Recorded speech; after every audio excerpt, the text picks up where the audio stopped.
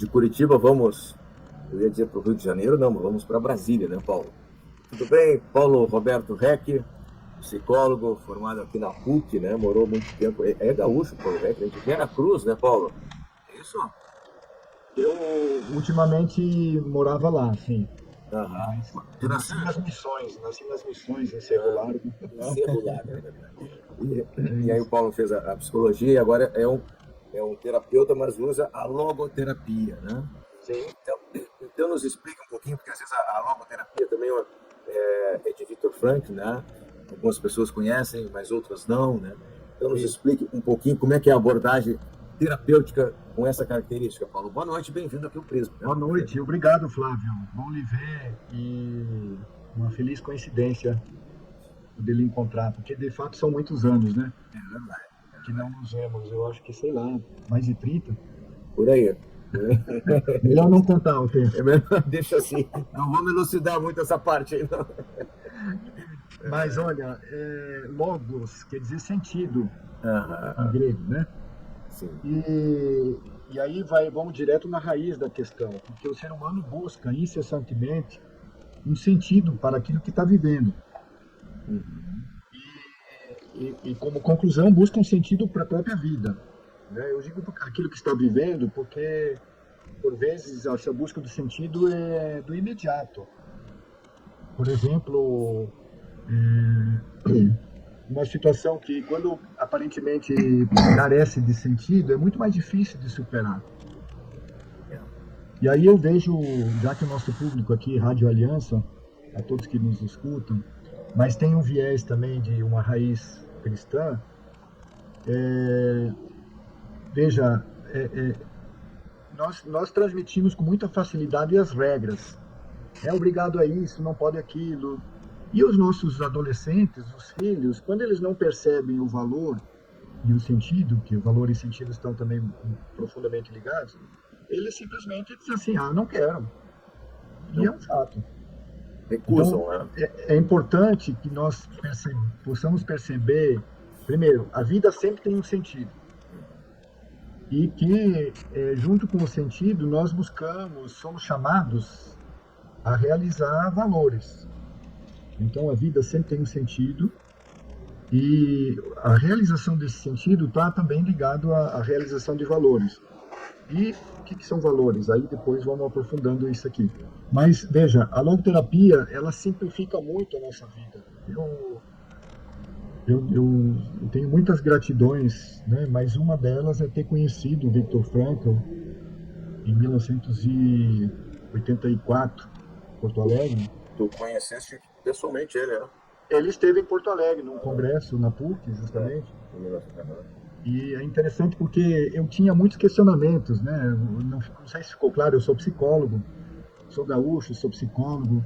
Eu costumo dizer assim, tem outros problemas também, não vou dizer todos. Mas Que sou bom, colorado, que é um grande problema também. que, Mas que, bom, olha, que bom que tu tem alguns problemas, né? Eu também tenho alguns. mas veja o seguinte, eu tinha sérios questionamentos em relação aos conteúdos que a gente via na universidade, porque essa psicologia não responde às questões mais verdadeiras do ser humano. E, e dois professores, eu tinha como um autoconceito, um conceito um pouquinho diferenciado, dois professores na universidade. E um deles diz assim, Paulo, você precisa participar desse congresso. Aí, rapaz, opa, se ele diz, eu preciso ir. E o congresso, eu não conhecia nada de logoterapia, mas Viktor Frankl, eu assim, me encantei com essa pessoa. Porque uma pessoa que transmitiu, não só falou, mas ele transmitiu em 40, 50 minutos de uma exposição, que ele já tinha muita idade, né? Quantos anos ele tinha em 84? Olha, 70 e alguma coisa. Mas você tem ideia, você lembra como é que é um auditório da PUC? É. Ele é alto, né? E quando terminou de falar, eu e umas 50 pessoas, nós subimos no palco, eu dei um pulo, eu subi nesse palco para estar com ele, eu queria estar perto, eu queria conversar com ele, é austríaco, né? Então, e tem uma história muito singular. Ele ele foi preso nos campos ficou preso mais de 3 anos nos campos de concentração da Segunda Guerra Mundial. Do nazismo, né? É. E aí, mesmo com todo aquele sofrimento, ele diz: a vida sempre tem um sentido. E é importante que cada um descubra, nós precisamos descobrir. E qual é o sentido desse sofrimento? Que por vezes o sofrimento pode se tornar uma espécie de névoa, né, na frente dos nossos olhos, porque o sofrimento pode nos cegar. Mas é importante esse fato. Que resposta nós podemos dar? E quais as respostas que a vida pede para mim? É que quando o sofrimento cega, tu perde o sentido da vida, né? Sim. Tu fica absorvido pelo sofrimento, né?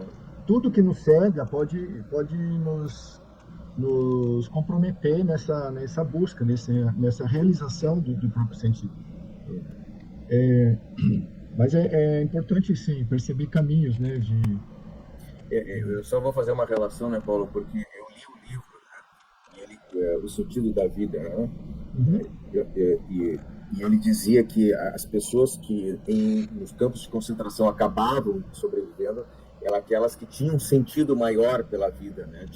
Acreditavam em algo a mais. E aqueles que esbarravam, né, naquele sofrimento se entregavam à morte, né? Na realidade, se deixavam levar. Claro, a dor era imensa, né? As situações de sofrimento eram enormes, né? Como frio, fome, questões de doenças, né? E muitos se entregavam e morriam. E ele, como ele tinha essa valorização maior do sentido à vida, ele acabou sobrevivendo, né? Passou 3 anos, ou seja, é um tempo... 3 anos e meio, superando um pouco isso, mas assim, que naquela circunstância, cada dia, cada semana é uma tortura, né?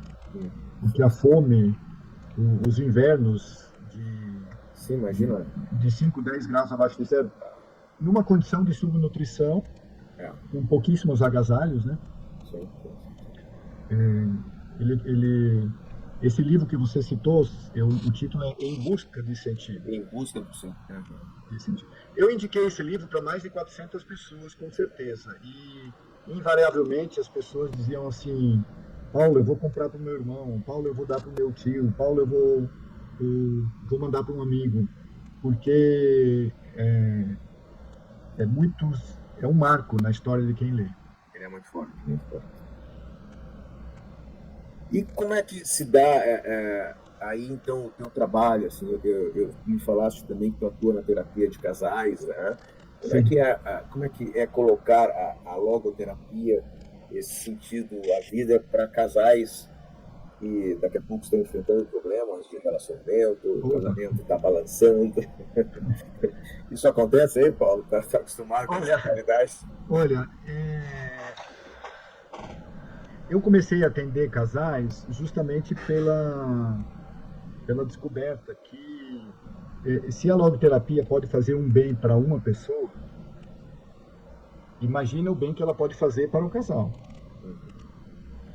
Né?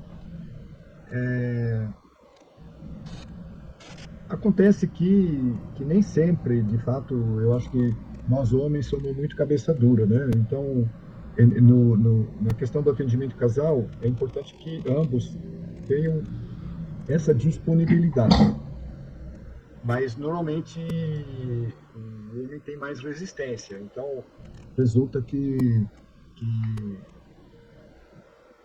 sei lá, o fato é que, por vezes, inclusive, acontece também de começar um atendimento só com a esposa e depois, por circunstâncias, chamando o esposo, e ele acaba participando e percebendo que de fato, a logoterapia não morde. A logoterapia também nos ajuda. E o fato é isso, o processo terapêutico não é exclusividade da logoterapia, mas um processo terapêutico nos ajuda a compreender que somos diferentes e que é necessário um pouco de paciência, é necessário acolher a diferença, é necessário algumas palavrinhas aí que a gente conhece, que é o recomeçar, né? Que é sei lá, olhar, ver tudo do zero. Porque às vezes é importante que a pessoa perceba assim: puxa, mas Quando casamos era diferente, sim. Quando casaram era diferente. E hoje, qual é a resposta que você pode dar para o que o casal está vivendo? Mas olha, é sempre uma descoberta e normalmente é um caminho de crescimento, de transformação, de descobertas positivas, etc. Sim, sim. Como é que é o teu atendimento, Paulo? Porque durante a pandemia os terapeutas, né, faziam muito atendimento online, né? Agora Sim, a realidade já, né, se modificou de novo, estamos praticamente no é, ritmo de vida como era antes, né? E aí, como é que tu faz o tratamento? Aproveitando o online, Brasil inteiro, mundo inteiro? Como é que é essa sim, realidade? sim, sim. Inclusive fora do Brasil, né? Estou atendendo uma pessoa que está na Itália, atendi gente da Irlanda e também pessoas do Brasil. Agora, acontece, assim, é muito interessante esse detalhe. Quando começou a pandemia, porque eu vivi muitos anos no Rio de Janeiro. Uhum. Você até ia dizer o Paulo do Rio, né? Eu Eu sabia. morava no Rio. E eu tinha uma sala maravilhosa em Copacabana, perto da praia, sabe, vida. E aí, com a pandemia, eu tive uma intuição muito grande, assim, logo no início eu entreguei a sala, porque, porque essa pandemia foi muito. Oi, uma travada lá. Alô, Paulo, aqui, tudo bem? Estamos falando. Deu uma travadinha, Paulo, essa pandemia, aí deu uma É, travada. não, o prédio estava fechado, Aham. mas tudo certo. Aí começamos o atendimento online e eu percebi que o resultado é equivalente, né? Tem gente que tem preocupações ainda, né? Tem que ser presencial. Um médico que eu atendo do Rio, no início ele dizia assim, não, Paulo, no meu caso não vai dar certo online, tem que ser presencial. Eu disse, olha, não existe, era tempo da pandemia, né? Não existe essa possibilidade. Depois ele passou a dizer assim, agora eu só quero online. Esqueceu a Porque, presencial. porque o X da questão é esse encontro. Uhum. Esse encontro que deve ser um encontro vital, né? De fato, mesmo que sendo online, mas é como se eu entro na vida das pessoas. As pessoas entregam parte, e isso que talvez, por vezes, alguns se preocupam, né? Mas entrar quer dizer estar lado a lado. E por isso é que o processo terapêutico pode ser um processo de ajuda, né? Porque precisamos estar lado a lado para que a pessoa perceba assim, não, mas o Paulo ele está do meu lado, então eu posso confiar nele. E além de casais, tu atendes que mais faixas etárias? Adolescentes, Adolescentes também? não, adolescentes, idosos, adultos em geral e casais, né? No caso, algumas vezes se estende para a família. Não é tão frequente, mas eu percebo que pode também ser útil, Na questão do, adequado, né? Um atendimento. na questão do adolescente, Paulo, como é que ocorre esse processo, digamos assim, de maturação do sentido à vida, né? Porque o adolescente está naquela revolução interna, assim, não só de se conhecer, mas de conhecer outras pessoas, de questionar os pais também sobre os valores que os pais têm e ele não concorda, né? Como é que se dá essa terapêutica, assim, de elucidar qual o caminho que está o sentido da vida, né? Então, não existe uma fórmula, existe um caminho, o caminho do diálogo socrático, né? Porque os questionamentos, né? Algumas situações eu percebo que os adolescentes eles têm muita certeza. Eu sei que é assim, eu sei que é assim. Eu questiono e é interessante porque às vezes 6 meses depois eu digo, você lembra que você ficava muito bravo, chateado que a mãe insistia para ir nessa aula particular desse conteúdo específico e hoje você tem as melhores notas da turma nessa disciplina e que isso tem a ver com aquele momento que você não queria ir, mas você foi, por obrigação, mas foi. Isso é verdade. Então, esse caminho dos valores ele serve para todos, inclusive para criança. Eu não atendo. Eu atendi criança uma vez porque uma mãe que conhecia meu trabalho insistiu, né? Por favor, atenda meu filho. Eu fiz umas duas perguntas e depois eu percebi sim que eu podia atender. E esse menino de 9 anos, mas assim, naquele caso foi presencial, né? Esse menino, ele ficou encantado, assim, não é que falei de logoterapia, mas ele ficou encantado com o encontro. E depois, assim, de uns 5, 6 meses, ele disse assim, olha, eu acho que eu não preciso mais vir aqui. Mas eu fiquei tão contente com o trabalho, né? Porque ele, ele cresceu, amadureceu, mesmo tendo 9 anos, em pouquíssimo tempo, e perceber que ele podia é, resolver algumas preocupações que ele tinha, né? Por sinal, pais separados, né? Um morava com o pai, morando só com a mãe.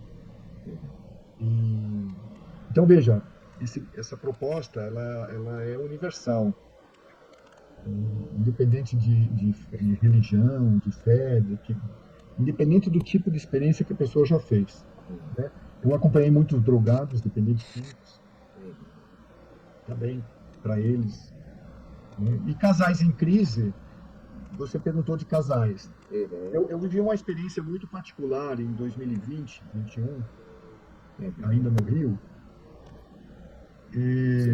porque num mesmo período de cerca de 30 dias, três casais muito próximos, muito amigos, né, que a gente convidava para aniversário e a gente saía junto para o barzinho e tal. Esses três casais entraram em crise e tiveram uma separação bastante conflituosa. Aí eu fiquei, poxa, aquilo me marcou muito, né? Eu fiquei assim algumas noites aí preocupado, né? O que que a gente está por eles em primeiro lugar, mas depois também assim, o que que estamos fazendo para ajudar essas pessoas, não para ajudar essas pessoas, mas como é que estão nossos relacionamentos que a gente não percebe que um casal está numa situação dessa? E eu encontrei um livro, eu até se tivesse lembrado, mas é um livro de um jornalista americano. O título é A Pergunta Mais Bonita. E ele sustenta o seguinte: é um jornalista da tua área, né? Ele sustenta o seguinte: as grandes mudanças têm a ver com perguntas mais que com respostas. São as perguntas que movem o mundo, que transformam o mundo. E eu estava com essa questão dos casais, né? E eu digo, caramba, mas as perguntas são instrumentos também, são instrumentos de psicólogo. E aí? Resultado, eu entendi que um caminho de ajuda poderia ser uma espécie de uma atividade, que naquele tempo realizamos uma meia dúzia, uma atividade que envolvesse bate-papo, muito bate-papo. Então, podemos chamar de workshop ou qualquer outra coisa, né? Mas eu fazia uma atividade de um dia inteiro. Fazia uma pequena exposição de logoterapia e depois distribuía para cada casal uma bateria de perguntas, com 15 perguntas. Dizia assim, agora vocês vão, pegam um lugar aí tranquilo e vão responder essas perguntas, vão ler e responder. E aí o pessoal volta e depois para o plenário eu dou uma outra bateria. Na terceira bateria o pessoal quer falar, o pessoal está feliz, o pessoal está... Porque é uma oportunidade de se conhecer, né? E muitos casais deram muito testemunho por escrito, em áudio, em vídeo, testemunhos gravado, muita coisa, de que a proposta é muito oportuna para os tempos de hoje, né? Primeiro, para dar tempo para o casal. E segundo, porque é uma metodologia que ajuda o casal a se conhecer. Depois veio a pandemia, Flávio, e aí suspendemos, né? A atividade foi realizada em Belo Horizonte, no Rio, algumas vezes, em Cachoeira de Macacu, no interior do Rio, em Cabo Frio também, né? Mas depois, com a pandemia, paramos e o pessoal me cobrou. Paulo, precisa fazer alguma coisa, dá um jeito, faça online, inventa. E eu criei coragem e fiz a mesma atividade online. Uhum. meia dúzia de vezes, e o pessoal com o mesmo tipo de impacto positivo. Nós nos conhecemos mais, etc. Bom, para dizer assim, a experiência com casais já tem um certo tempo, né? Tanto que, vendo a demanda, nós, junto com uma colega de Minas, que é do Núcleo Mineiro de Logoterapia, nós criamos um curso para psicólogos. Uhum. Então, esse é um curso de um ano que nós estamos passando uma formação para psicólogos que seguem a logoterapia, especificamente para acompanhar casais, Uhum. né? E assim, atualmente o pessoal tá encantado, está gostando muito. E possivelmente ano próximo teremos aí uma segunda turma. Interessante, interessante. E beleza, Paulo. E mais algum tipo de abordagem também? Algum tipo de outro curso nessa questão online? Tem. É porque eu entendo também que o profissional ele precisa ser muito criativo. Uhum. Eu entendo que eu até fiz uma postagem tempos atrás aí, eu dizia assim, o psicólogo é um artista ou não é? Tem que se reinventar. Sim. E a frase é muito emblemática, né? Dizer assim, ou é um artista ou não é, ponto, né? Ou não é um psicólogo, inclusive. Se não é um artista, não é um psicólogo. Então, é psicólogo. Tá certo. Mas, então, eu tenho essa coisa assim. Agora, falando, eu tenho, sei lá, essa coisa de casais é muito significativa. Eu citei essa proposta nós estamos realizando essa formação para profissionais que atendem casais, né? Uhum. E o último encontro foi o último sábado, faz pouquíssimo tempo. Surgiu muita temática de casais homoafetivos, Uhum. né? Deus, Entre os poxa, profissionais. no curso, né, entre profissionais. Ah, o senhor já atendeu o casal? E o que eu me dei conta? Que, digamos, não é muito comum profissional que atende casal. Ainda é um número menor, considerando o grande número de profissionais da área, né, psicólogo. Agora, imagina, um casal homoafetivo é muito menor justamente esse número de pessoas capacitadas. Uhum. O que me ocorreu? Isso aqui tem a ver com essa coisa, com essa novidade, né? Eu entendi que deveria promover uma espécie de curso, um mini curso, porque não quero fazer de muitas horas, Uhum. mas não para profissionais, Para casais mesmo. para casais homoafetivos. Porque, veja, eu tenho essa convicção, todo ser humano quer e tem direito a ser feliz. Isso não foge de uma questão. Eu atendi uma vez um jovem, um jovem profissional, estava ainda na universidade, quando eu atendia ele, e ele, assim, por diversas razões, ele tinha tentado namorar uma menina, uma outra, etc., num dado momento, mas não porque eu questionasse, assim, não, meu papel não era dizer que estava certo o que devia ou não devia fazer. Num dado momento ele disse assim, Paulo, eu não posso enganar as pessoas. Eu tentei namorar, mas não é não, o meu caminho, não vai dar certo. Bom, então você descobriu teu caminho. Pois é, a minha questão é essa. Eu não. Porque aí tinham questões de religião, fé, né? A prática da Sim, religião que a ele prática professa. religiosa que parece que te Que, inclui um estilo de vida, né? Tem que ter sim, aquele estilo. Aí ele diz assim, ele dizendo, Paulo, eu não nasci para estar só. Bom, é bom saber, porque eu penso que poucos nasceram para estar só. E ninguém, mesmo as pessoas, sei lá, celibatárias, né, que estão só. Mas, e aquilo foi muito marcante porque eu percebi o sofrimento dele. E é um fato, ele não nasceu para estar só. Então, esse é um pressuposto que eu entendo que a sociedade deve entender, e que nós devemos acolher as pessoas com as escolhas que elas fazem, supondo que Cada um tem direito de um seu caminho de maturidade. Quem sou eu para dizer o que é ser maduro, quando é que somos maduros? As pessoas têm o direito e o dever de decidir, né? E nesse contexto, eu vejo que existe muito sofrimento, né? Com casais, né? Também os casais heteronormativos, né? Mas os homoafetivos, talvez, principalmente assim, porque não tem uma rede de profissionais ainda que possa atender, me parece, né? Mas, em todo caso, essa é uma novidade assim, que eu quero começar a colocar. Eu coloquei no status do WhatsApp um pequeno quadro somente dizendo que quem se interessar, mas não fiz outras divulgações ainda.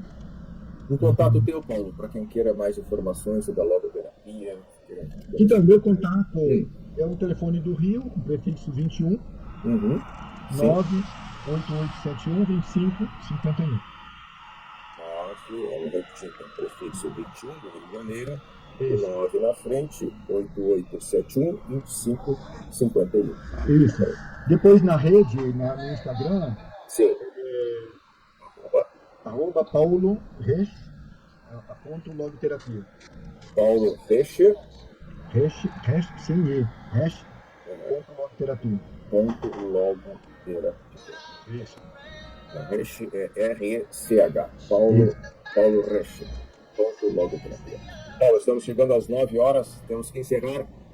Uma consideração final tua, excelente o bate-papo, pianinho, mas muito profundo. Muito profundo. Te agradeço aí, te agradeço, foi bom, feliz em te ver e até, quem sabe, uma próxima. Vamos nos falar, muito feliz em te ver também, que bacana que tu estás assim num crescimento, num aprofundamento profissional.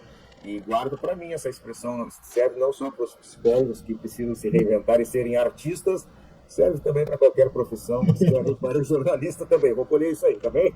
Ótimo. Um grande abraço, tá? E nos falamos aí sempre. Parabéns tá aí pelo teu trabalho, dedicação. Imagina. Um grande abraço aí para todos os popularinos aí em Brasília também, tá? Tem uma saudação. Tchau. Um grande abraço. Nesse ponto estamos encerrando o nosso Prisma, quando são 21 horas aqui em Porto Alegre, 14 graus a temperatura. Conversamos com Paulo Roberto Reck, ele é logoterapeuta, trabalha em Brasília e também